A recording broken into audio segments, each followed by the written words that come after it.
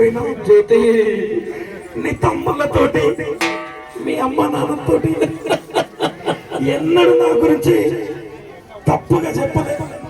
నేను రాజకీయంగా తిరుగుతుంటే నీ పని ఏదో నువ్వు చేసేది చేసుకుపోయినావు. వెళ్ళిపోతున్నానే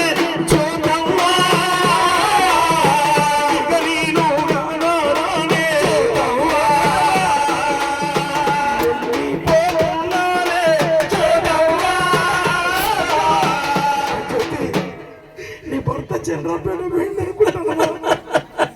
నీ భర్త నర్సంపేట పార్టీ ఆఫీసు పోయింది అనుకుంటున్నావా?